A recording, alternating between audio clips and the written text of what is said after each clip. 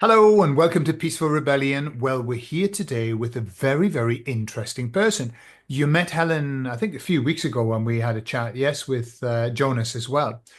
But I wanted to talk to Helen about what she does because she's a very, very, she does a lot of things and there's a lot of interesting conversations to be had. Hello, Helen, how are you?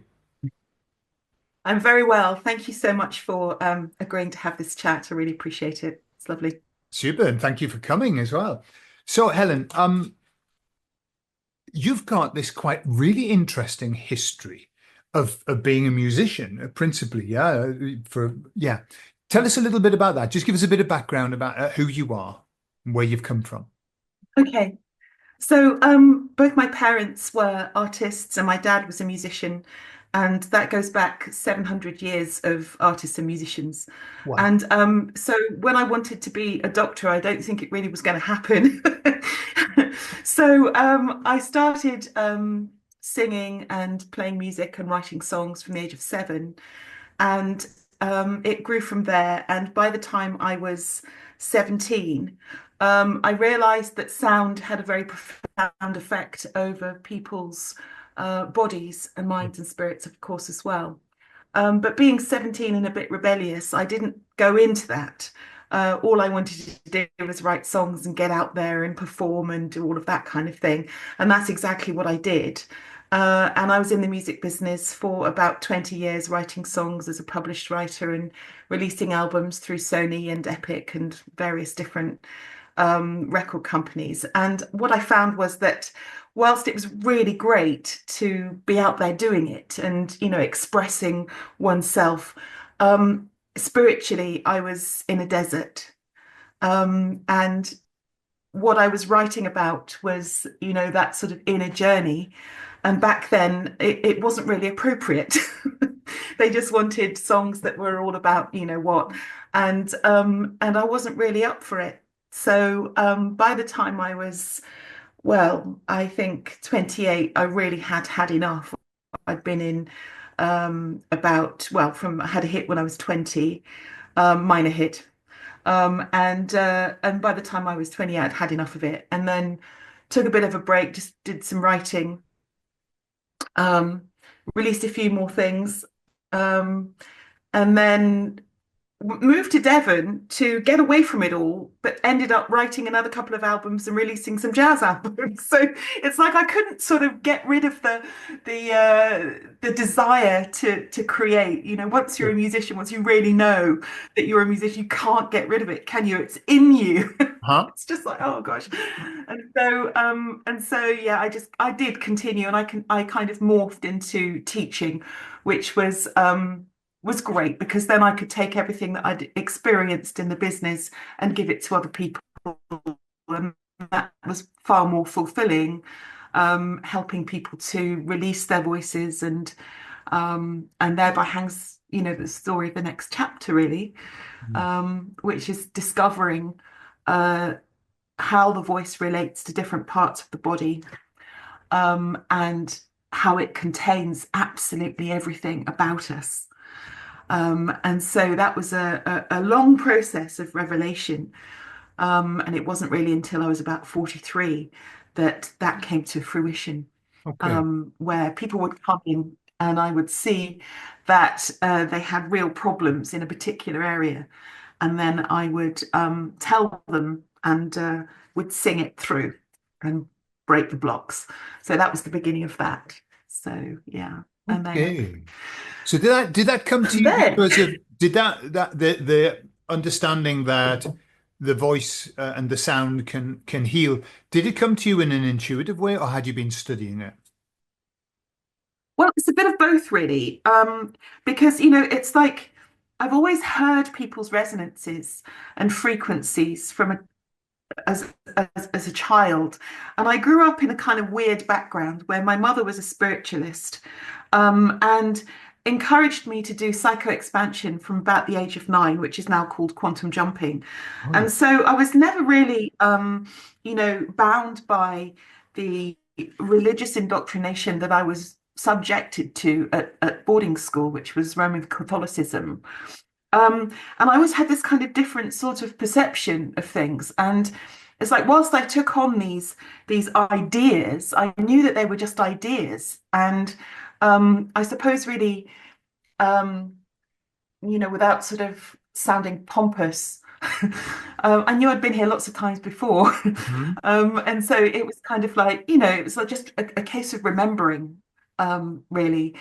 But Yeah. back then, I don't know whether you found this in your life, but back then in the 70s and 80s, for me, I'm 102, there was nowhere to put it.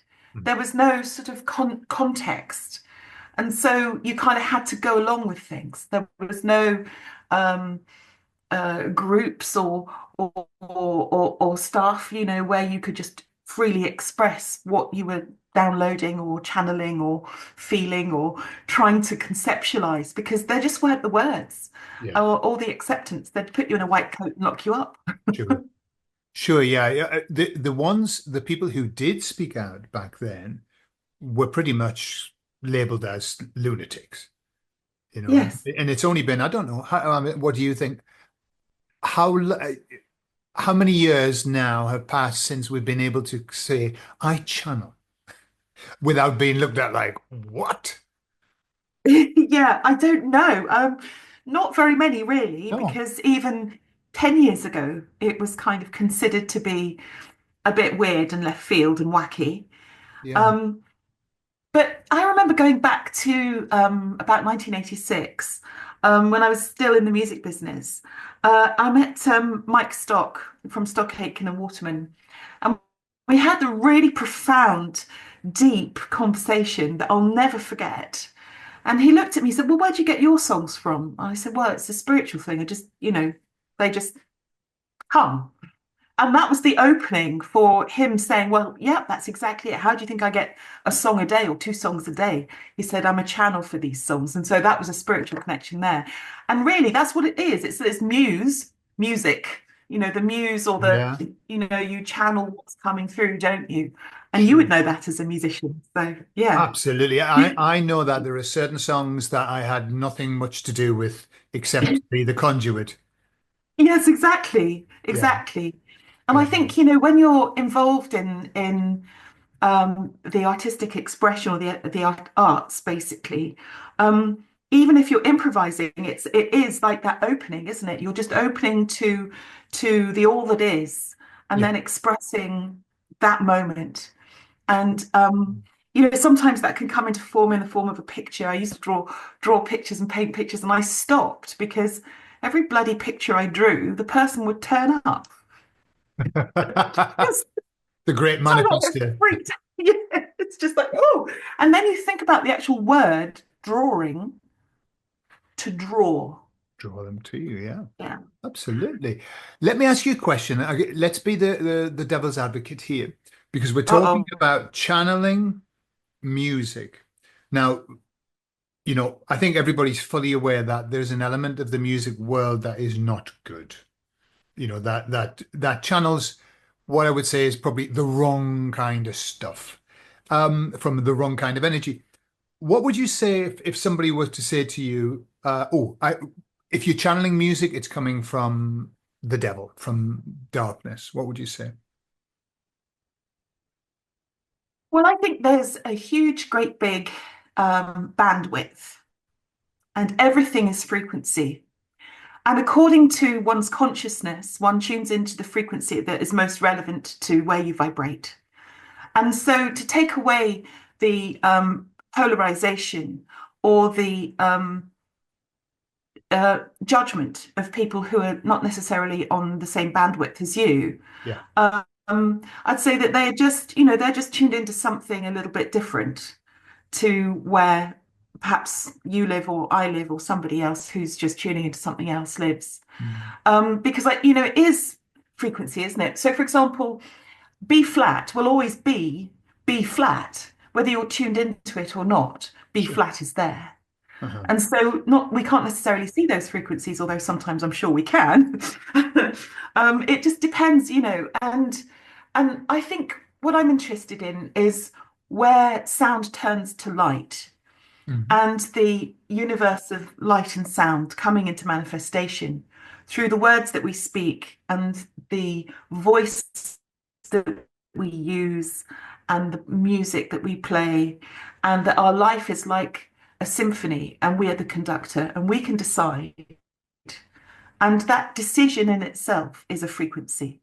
So Mm. we decide, we make those choices, and that choice will create a latent effect. And it might be a beautiful melody, or it might be really horrible, Sure. depending on the choice. Sure. Yeah. Yeah. That's a really Yeah, nice way of looking at it. Because what I think, what I see is that people get tied into kind of one view, one world view of it's kind of, as you say, like looking at it just like this to say, well, if you channel music, therefore it's bad. Whereas, the question I would, this thing I would say is, what's the message that the music's giving you? Because there's some awful, the messages, what have been the messages through the 80s, the 90s, beyond? I'm not good enough. I can't live without you. You are the only thing. Without you, life isn't worth living. I'm worthless without, that's been kind of the theme, hasn't it? Like really playing us down as like, unless we have, yeah. unless we have, we're not worth anything. And I think if you look at what are the messages of the music on that higher vibration? What's the message? Is it a one of lack or is it a one of abundance? It's one of abundance, isn't it? It's one of Mm. beauty and truth and wisdom and love and not and more of a sort of universal love, not necessarily, codependency, which is the low frequency. Yeah. Um, so yeah, I think that's really insightful what you've just said, actually, because that is really true about the sort of it's almost like teenage angst, wasn't it? Sure. Universal teenage angst in the form of music, Sure. with no wisdom in there at all, with the exception of maybe a few Bob Dylans and a few Joni Mitchells thrown in for good measure. You know, Every now and again, there's one song that the lyrics actually make you lift you up. And I mean, yes. I'll be honest. If just as a premise, if the devil does create his own music, he's a good musician. There's some cracking music. There's some cracking. You can't take that away from him. However, I was thinking, Yeah, but why should who was it that said why should the devil have all the good tunes, right? yeah, there you are. Stop. Yeah, yeah, yeah. So let's talk about your sound healing because it fascinates me. Talk me through a typical, interaction you would have with somebody. What would you do to be able to identify where they needed healing and how you'd go about that? Well, first of all, when you have a conversation with somebody, you can see a lot, can't you? And hear a lot. And Sure. so, depending on how tuned in I am, actually, I've got to do my own work for it. Um, you know, I would be able to perceive the pain usually in the voice. The pain. And that Pain, is did you say? a Sorry, matter of Helen. Did you pain. say pain? Because your voice chopped there. Sorry, yes, I did say pain, yes. Okay. So, I mean, people come because they're in pain, in either emotionally, spiritually, or physically, or all three. And, it's just a matter of locating the source and Mhm. where they are in relation to that and why they keep going back to it, Okay. you know. And so I'd start really by firstly recording their voice and putting it through this incredible program that I've got, which does all the science work for me and analyzes the spectrum of the voice. And that's the audible and the inaudible spectrum. So, like the ultraviolet and the infrared part of that. And that's turned into or analyzed in terms of the frequencies or dissonances that they're carrying. Okay. So, it's the brain wave, right? The brain frequency. And if it's below the Schumann resonance 7.8 general average, then there are things that are stressing it out. So we look at what those things are, and then we find the frequencies. It naturally does it. It's an incredible program that are unique to this particular person and work with that, which then precipitates good healing. Okay, so they listen to those frequencies, and you can do a deep dive, which is right down to the DNA, what you're carrying from your ancestors as well. I mean, it's just quite extraordinary how deep this program goes. So that's the sort of sciencey part of it. And then I know through research that we respond best to our own voices. Mhm. So, for example, if you're doing affirmations, we respond best if we hear it ourselves. Okay. So, what best way to do that? Well, to record personalized, calibrated affirmations for somebody. So we go through what on earth has been spoken on, like you're no good, Mhm. you'll never make anything of yourself, etc., etc. And then we find the unique opposite Yeah. affirmations to break that off. We record those, and then I find a piece of music that I make usually, which corresponds or correlates to the tone of the voice, because we all have our own tone, don't we? Yeah. And then the person listens to that, okay, as well as the frequencies. So it's a lot of listening and recording. But I also use these, Ah, which okay. Tuning folks. Yeah. Lovely. uniforms, Wow. yeah. They're massive, aren't they? Yes, some really good things. Really dig in there. And so I clean the energy centers and the biofield, and I also use this Okay. and these Oh, lovely. to clear the field. Because you know, as I'm sure as a practitioner, that we store stuff in our energy centers and field. Um, and so what I found with that is that I don't need to know what it is that's blocking somebody, but I can hear it.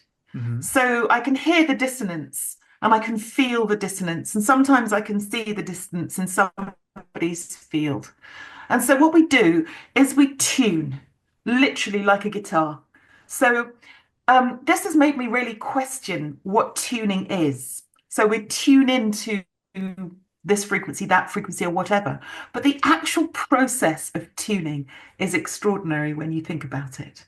Because if I play a note and I ask you to sing it and then you sing it back to me in tune, wow, just unpicking that and unraveling that, we find that the heart syncs to whatever rhythm the attention or consciousness is focusing upon.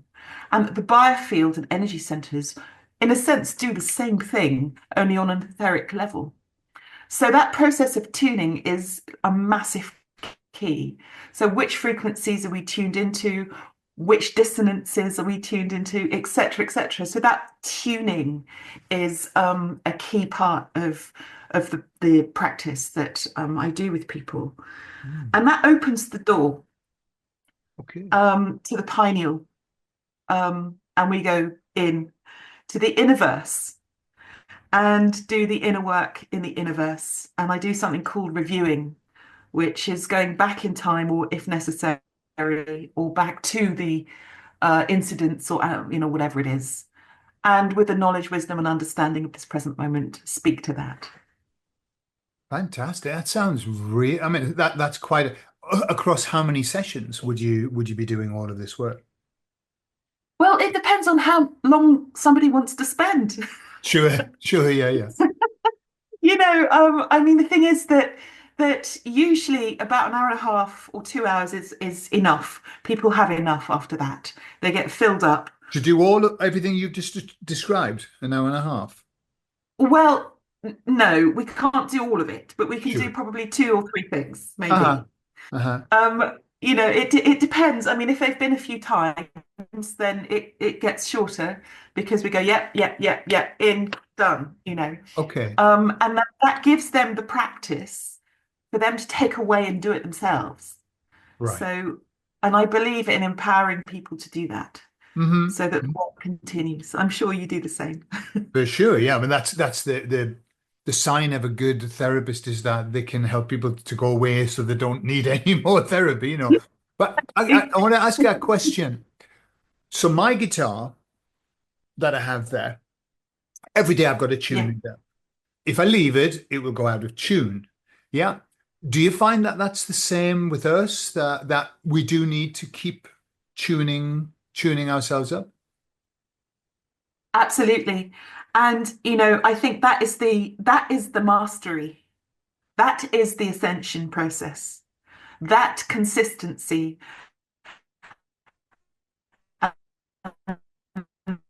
that in a sense, humility. If you don't, then guess what? You find yourself swearing, getting pissed off at the lights when someone carves you up, or this, or that, or the other. And then you notice it's like, oh shit, I didn't do that today. Perhaps maybe I should, perhaps I should just tune myself up a bit here. Sure. And I mean, I have to take myself in hand. Every day I have to, because I'm so rebellious. I'm working on myself. And come on, come on. One good thing I have noticed is that when I bring my attention in, my consciousness in, uh, to the washing up or the cleaning or the earthy stuff that needs to be done, because just in the same as you need to tune the guitar, you need to wash up, otherwise there's stinking washing up, isn't there? So it's just that whole process, which is very I find really sometimes such a grind. Sure. I Sure. really do. I find it a grind. And I just wish I could just go and lie on a beach somewhere, you know. But I think this is where the work needs to be done. And yes, we might float off to Andromeda or to another star system in our quantum jumping. But when we are actually in our daily lives and we wake up and we've got to do the hoovering and we've got to get to work on time and we've got to see this person and that person and the other, that's where the ascension takes Absolutely. It place. reminds me of the famous expression, which is before illumination, I used to chop sticks and carry water. After illumination, I continue to chop sticks and carry water. But oh joy. Yes, exactly, Yeah. exactly. And it's that surrender, isn't it? It's like it's Sure. not even surrender because that kind of, says something else, but that kind of process, definitely, I Yeah. totally adhere to that. A question for you then, Helen. I was thinking about that. You were talking about this. Everybody has their frequency. Everybody has their frequency. Some people, have got the frequency nice and tuned up, etc. Do you find, when we talk about meeting somebody and we say, wow, that person really resonated with me, or it's just not resonating with me, and we use that word, don't we, resonating? And I've always linked that to energetic frequency. But do you think sound has the sound frequency that we have? Do you think has that got to do with it as well? Absolutely.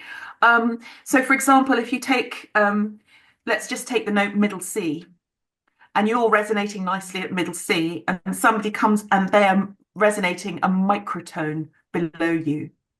Okay. There's that dissonance, and it's kind of like it's really uncomfortable. And usually, if I might be wrong here, but what I found is that um, the lower frequencies are more dense, and so they tend to sort of kind of bring the other person down. Ah, And okay. yeah, so it's like unless your what's in you is stronger, then you can bring that person up just a notch, right? But if not, then they will, if they're kind of really kind of chronically there, it's like, well, if you want to communicate with this person, then you're going to have to go down to their level. And that sounds really patronizing. It's just not, it's just the scale. That's all. I agree with you, and I'll add something to that because you were saying I'm not sure. In the work that I do with therapy, I've been, I've studied this, and what they've found is invariably, and we're not talking about frequency, we're talking about negative, positive polarities. Positive people that spend time with Right. around negative people invariably go down. Negative people don't come up to the positive person. It's just one of those things. That's why perhaps you Yeah. shouldn't spend too much time with negative people because it's not going to do you any good. Hmm. Absolutely. So, And I'd like to add something more to that, actually. When I was doing my research, it must be, God, over 10 years ago now, when I first got into cymatics and how sound creates form and Hans Jenny and all of that stuff. Um, so I wrote my thesis on how sound affects the mind, body, and spirit. And what I found was that there was this guy called Gil Outrovitz, who is a clever clogs in Harvard. And he turned sound into music back in the early 2000s, right? And there was an experiment that he did as a doctor. He took two cells from somebody's body and put them under a microscope and did all the whatever he did, some, sciencey stuff, and turned them into the music. And one was this incredible, beautiful melody, absolutely extraordinary melody. And the other one had that melody, but there was a in it, right? There was this dissonance in it. And what he found was that the guy had cancer Okay. in that particular area of his body. And so, that kind of corresponded to everything that I was already thinking. But he talks about the resonance of the blood, okay, and that we each have our own blood song, which of course we would, because we're all unique, aren't we? So our blood songs might harmonize, or they might not. And so I find that really fascinating. And the correlation between that and the work that, for example, Emoto did on actual words Yeah, or intention, and it's just everything is so interrelated, isn't it? And it really. yeah, I found out what my blood type was a few weeks back. All my life I haven't been interested in my blood type, but I found out it was B positive, and I thought, yeah, Oh, I couldn't ask for a better name than B positive. Fantastic. Um, okay. So that's amazing, actually, because that's one of the rare blood groups, isn't it? B positive. is it? Oh, I didn't know that. No. It is, yeah. There's the B positives are endlessly energetic, Okay. and is that true for you? Yes. Yes. Well, we have a mutual friend that also is like that Who's that, at Jonas? at the ripe old age of 200. Yes. He just never stops. Yeah. Never stops. Yeah. So energetic, so positive, so like ta-da! Very, very interesting. I'm very interested in blood groups. And I have to say that mine's rhesus negative. So Okay. What does that mean? it's the universal blood donor. Ah, okay. You can give blood So to it's anybody, yeah? it's yeah, but I can only take it from rhesus negative people Okay. because it doesn't have the rhesus gene in it. And so yeah, it's also another rare group. So Okay. yeah, interesting. Okay. Yeah, yeah. I mean, I just found it very interesting because my entire if I were going to encapsulate my attitude to life, it's to be positive. And when I saw that, I thought, I wonder if there's some correlation there. Uh, okay. So we've got Definitely. sound medicine that you do. You also didn't work with Yeah. Jonas, aren't you? Do you do collaborations, musical collaborations with him? Yes, I have done. Yes. Yeah, he's off doing his own thing, and that's all good. And every now and again we've come together and we've done some really nice work together. And it's really enjoyable. Yeah, And I haven't seen him for a while, so yeah, but the other stuff that we've done, like The Present, I don't know if you've seen that. I did. Yeah, So that was so that was a piece of music that I created actually with this tuning fork here. Here's one I prepared earlier. And I thought, oh, it's missing something. And then I met Jonas, and I said, well, you don't fancy writing a poem over that, do you? And then it happened, and then lockdown happened. So we created, with sticky back plastic and washing up liquid bottles, the video. So that was the first video I made, and it was really exciting. Yeah, it's really great, and I think he's kind of taken that format and yeah. is working on a new album. Oh, Yeah, excellent. so that's really good. What instruments do you play then? Well, obviously the voice, and guitar and piano, and I can make good sounds with any wind instrument, and a bit of percussion, and a couple of old sticks and spoons, really. bit of percussion. And Some what would some people be have said, "Oh, just give Helen anything; she'll make music out of it." So I don't know. if you're born to make music, you whatever, yeah. And Yeah. what would be your favorite? What's your favorite instrument? Which is the one that you really feel connected with? Oh, that's really hard because I just love them all in different ways. Sure. Oh, well, I mean, the voice. It's all about the voice for Yeah, me. yeah, yeah. And then maybe, a really good piano.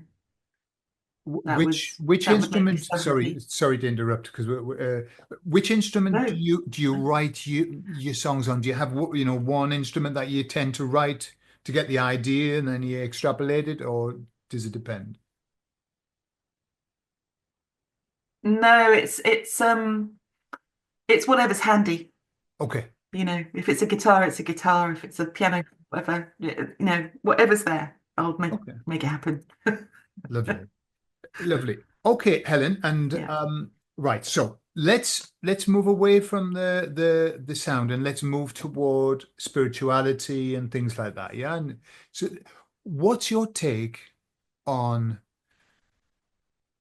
spirituality and where we are in the world? How spiritual are you seeing the world these days?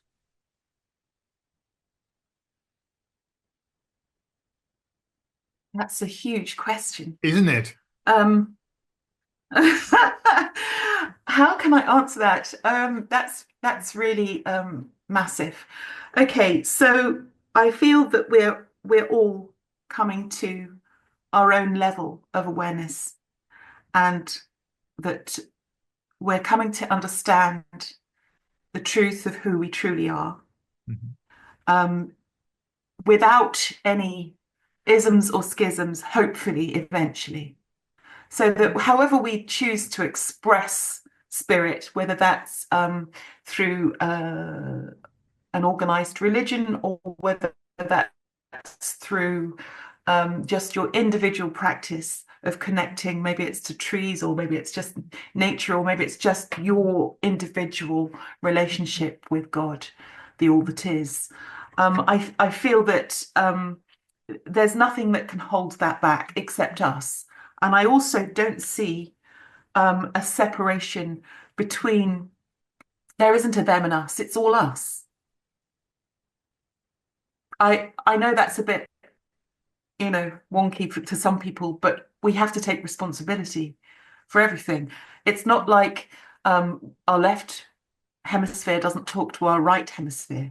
The left and the right brain are joined by the diencephalon, and if we have to be the diencephalon and and meet whoever it is on whatever level they are resonating on, um, then that's what we have to do in order to bring the true consciousness, which I believe is love, unconditional love, into every moment. Hmm. And really, I don't know if I can make any more sweeping statements. No, You that's know, that's nice. That's well, I'll dig into it. I'll dig into it. It was a very general question, but yeah, I agree that we have two options. If we talk about frequency of where we want to be, either we want to be in love or in fear, and we choose where we want to be. And obviously, we're in 3D, if we want to call it 3D or whatever this is. And we do that. We do move backwards and forwards. We're not the Buddha. We don't spend our entire life in love and everything. That's not why we're here. But I think the intention is always to return to that love, that unconditional love or whatever. How have you seen? I mean, there are lots of reports that I have. I see this big wave of people returning to faith. And I'm not talking about religion, although religion's involved in that for many people, just returning to faith, like realizing that the the materialism of the world isn't what's going to fill us up. Yeah. How have you seen your journey? Have you always been there, or you see yourself getting closer to faith? How do you see yourself? so once again, I come back to, I was thinking about the anatomy of faith and what it is a while ago. And I had to ask myself, what actually is this? what is faith? You know, we have the Christian terms, which is it's the substance of things unseen, right? It's different to belief. It has a different flavor. It's a different note on the scale. So faith, I think for me, faith is lovely, but trust is the key. So it's like, do I trust that I'm here for a reason? Yes. Do I trust that there'll be money tomorrow? Yes. Or no, as the case may be. Do I trust myself as a spiritual being, doing the best I can within the parameters of or limitations of consciousness at this time? Yes. And I think that it's gone from faith to trust Hmm. because I've been through so much in my life where I have been tested, or I could say I've tested myself to the nth degree. And just at 12 o'clock, like 1 minute, 59 seconds to 12, it's happened. Things have worked out every single time. And that was the difference. That was the transition from faith, which is like, I have faith that it's going to work out. Is that really high pitch? To I know everything's going to be great, and I trust it, and I do, and I think that's where I'm at the moment, where I do trust, and I have moments of, forgetting that I do that, because I think when we're having to deal with the obstructions of daily life and the programming that we're still unpicking, then then it does come up as a block or something like that, or an energetic thing that we have to get through or whatever. But I really do see that it's a personal, individual relationship with the all that is. And as we all develop that, we become that one being. We're all doing it, so we're all alone together, so to speak, Sure. as one being. Sure. So, Okay. yeah, Lovely. I don't know if I answered any of that, You but anyway. have, yeah, yeah. Your answers are very eloquent. Right. I'm hearing you say before earlier. You said I know that I've been here many times. Yeah. So I'm guessing that in terms of the idea of returning back here, you're comfortable with that idea. Yeah. Well, Question. yes, it's a difficult one to kind of conceptualize because in a way, right, um, in my book I put I'm the center of the wheel and the master of my timelines. So if everything's happening simultaneously, Sure. but we can only see it in terms of, linear time, then it looks like lots of different lifetimes. So I could say, oh, I've been here lots of times before, but actually it's all happening simultaneously. So if I become the center of the wheel, then I can look and scan and see the 360 degrees, which bit of me needs to be repaired, or Yeah. which bit's stuck, or what happened over there, or it's just like, so I don't, it's I can't really describe it because it's not within the confines of what we consider to be time and space. Yeah. It's yeah. Okay. Okay. Oh, That's yeah. fair enough. The, what I was going to come to was that, lots and lots and lots of people kind of awoke to what was happening during the pandemic. The kind of, it was I think the best thing that's happened to the world in terms of helping people just to give them a nudge forward. However, because it was tough and because people were going through very, very hard times, a lot, and certainly a lot of people who followed my channel would say, by the way, and my wife, I'm not coming back. This is this is the last time. I'm not coming back. And I wrote a song about it. I ain't coming back. Just as a joke. What are your thoughts? Are you happy to keep doing this journey? Wow, that is another really massive question, isn't it? Because I've lived so many, you could say, it could be said, I've lived so many lifetimes in this one that I've kind of put it under the banner of I'm not coming back. You know, I've done all of that in one lifetime. Are you serious? What? You know. And I asked a beautiful, beautiful client of mine. She recently passed away. She was 90. And we had such a deep spiritual connection. I'd go down and see her once a week in Bath and give her a sound healing. And one day I asked her, I said, how do you feel about coming back?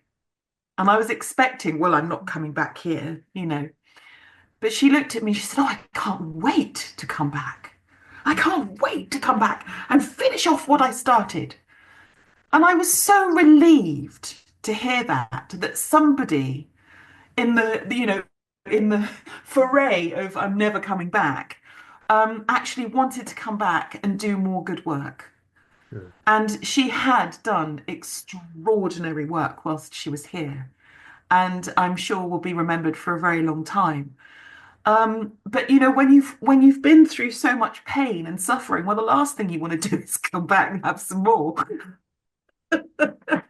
You know, even like, you know, the songs that we were talking about earlier were, you know, I stopped writing those, you know, those songs that were required by the publisher because I said I don't want to write songs that are a response to pain. So Yeah, I think it's this whole thing about pain. And what is pain? Pain is a function that serves to wake us up, to bring us to more consciousness.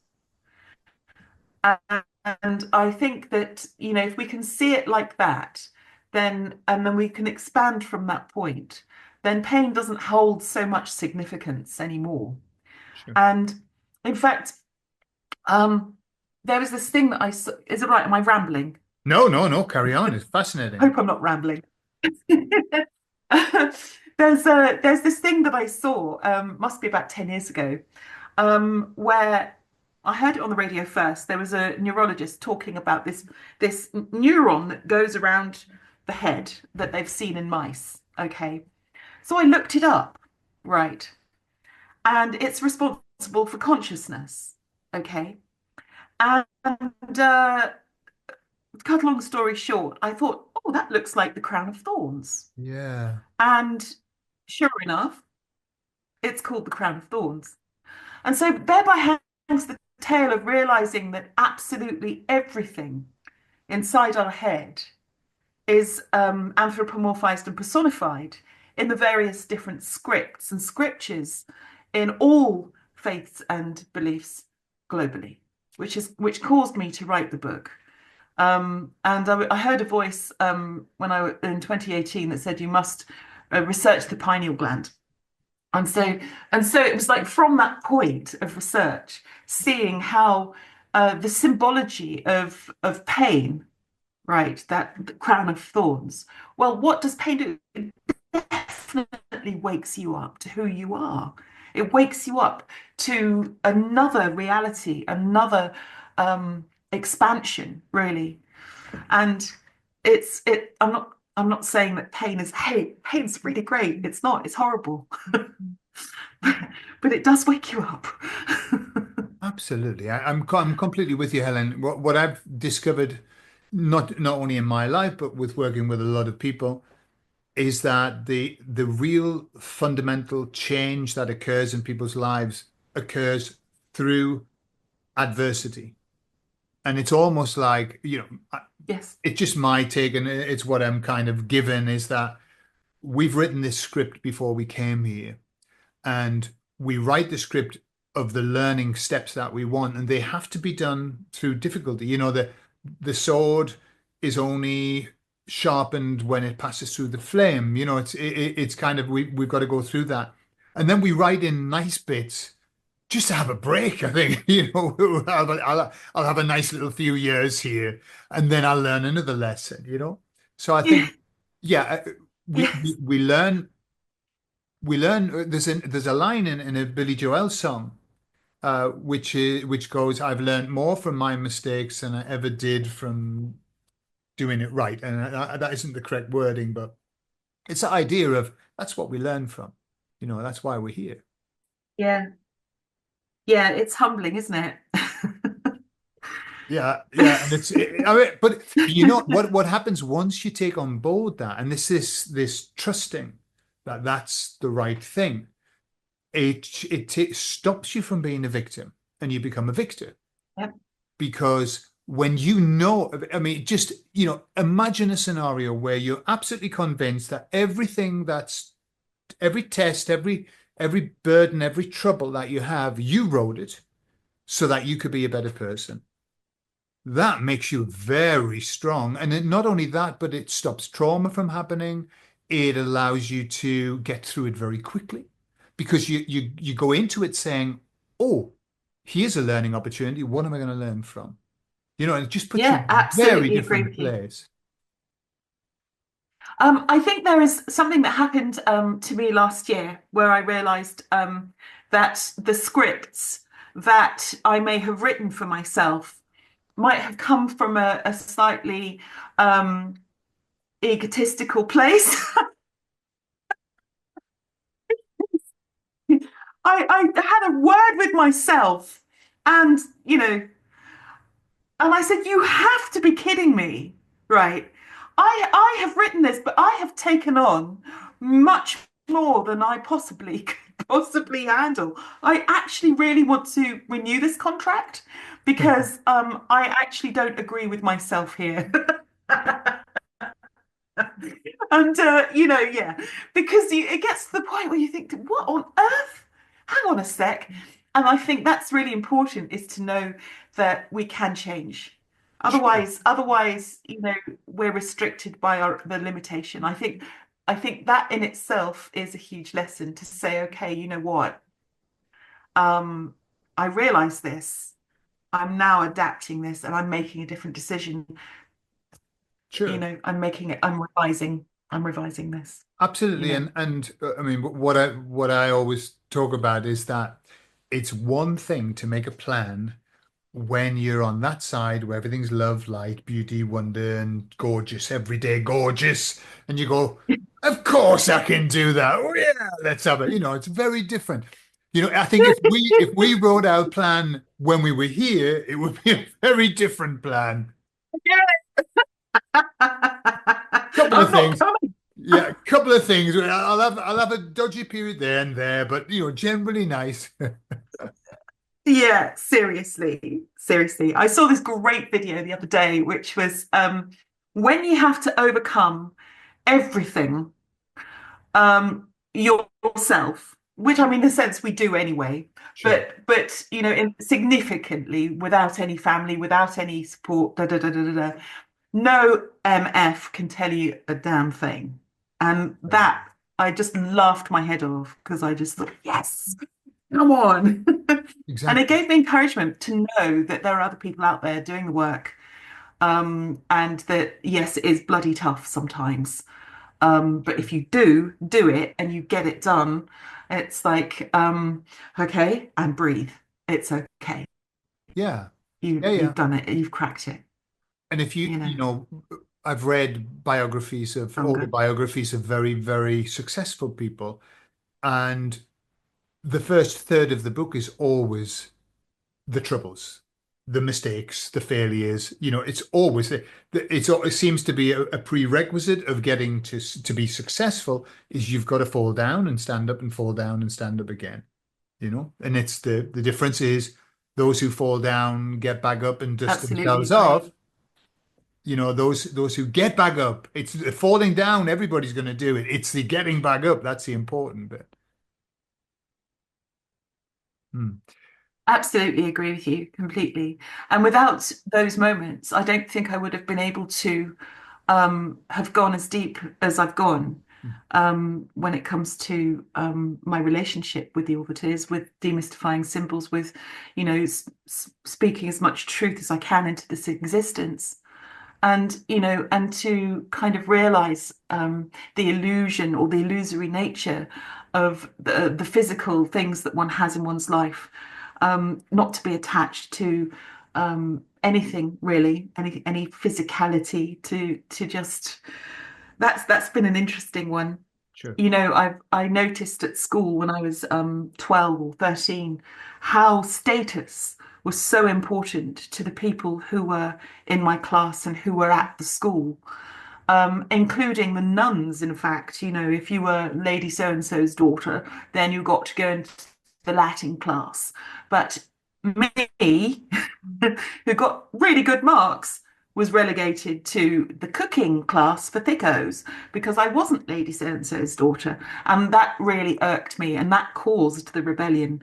And that caused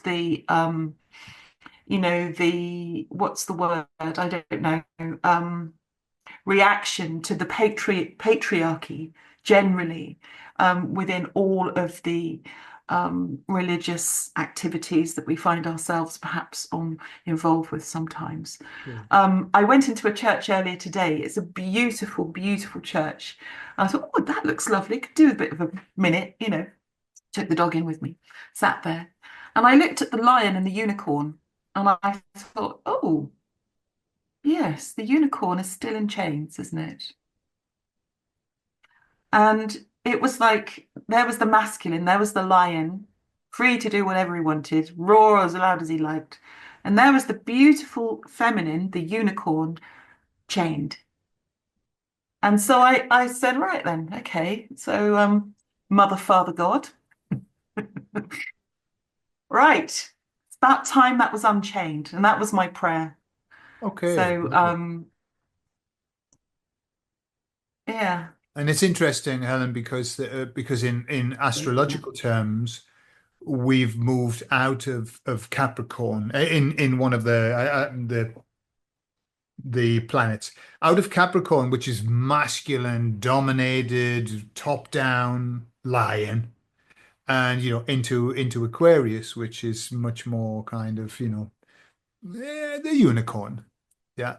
So let's see what happens. I think this year is going to be really a fascinating year. I think we're in the throes of something very life-changing. I want to ask you before we finish, because we've been chatting for nearly an hour, just tell us a little bit about your book, and we'll have a link in there in the information as well. Okay, so thank you for asking. That's really nice. My book is called It's Time to Wake Up the Trees.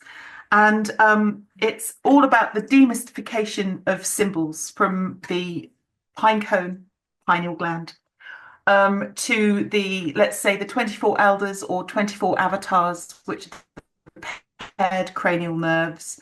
When you pare that down, that's 12 apostles. So it's the symbolic representation of everything within the body, within the brain, and that from the Garden of Eden right the way through. And it's here it is. Ta-da! Oh, move it a bit closer It's to your face quite because it went a. blurry. Move it to your face so that because it was blurry. Oh, sorry. No, it Yeah. won't focus. Oh, there, oh, no, there you are. That's No. in and out. Yeah. So yes, and it's quite a deep dive, and it talks about the Christ consciousness and the Christ oil. So Yesu meaning Hail Zeus. So it goes through a little bit of what Santos Bonacci has been talking about, and goes into it a little bit more deeply. Mhm. Um, Although Santos is great, yeah, it just expands upon some of the things about the sacred secretion. And I've been really aware of that over the past 5 years, since 2018, and I didn't believe it at first. And so I just thought, no, I'm not having that. That can't be right. And then, sure enough, when I was having a little meltdown, I think, okay, well, I'll just go and check to see what the moon is doing. And of course, the moon was in my sun's sign, and I was having my own little crucifixion, Okay. my own purge as the cerebral spinal fluid comes across the vagus nerve. And for 2.5 days, I'm like a mad hatter. And then, eventually everything calms down and, one ascends into the higher realms of consciousness again as the cerebral spinal fluid enters back into the pineal. And so it's been a real journey of watching and noticing and expanding and seeing, and from going from disbelief to, oh, okay, well, this is interesting. So I think, not wishing to kind of limit it to one particular um, mode of expression, in the sense that it could be the Kundalini, it could be called something else and something else, but using the terms that we know well. Yeah. It's the raising of the cerebral spinal fluid in the Christ consciousness. So coming to realize what that Christ is, and that Christ within totally is. So Sounds yeah. fascinating. And I know that you've got, we can put this in the information. You've done a series of videos on this, what you were discovering, yeah, as well. Yeah, I have. So if anyone's And it interested, definitely worth watching, because I was like, as I was watching it, yeah, and there's all the references are online as well, yeah, as little videos. And yeah, so you get the kind of stuff that's going on inside the head, which is anthropomorphizes the eye of Horus or the bird, or whatever in the brain, and it's it was a wonderful journey for me. I can And imagine. now it's progressed on to the practical application of that, Yeah. you know. Yeah. Okay. So Fantastic. Well, Helen, this has been an incredibly interesting conversation. Thank you so much for spending some time with us. And I'd love thank to talk to you. you more in the future about these things. I mean, I don't know whether you can. Do you do sound therapy online, or has it got to be in person? I do. I do Online. it online as well. Yeah, I've Okay. had some great results with people recently. People have Okay. not had cancer anymore and things like that. So Fantastic. Because maybe if you fancy in the future, you could maybe do a little example with me, use me as a guinea pig for people to see how it works. Yeah, of course, yeah, that would be fine. that'd Yeah, be love lovely. that. Lovely. Okay, Great. Helen, fantastic. Well, you have a lovely day and thank you for spending time. Thank you so much, Gordon. Take care. Bye bye.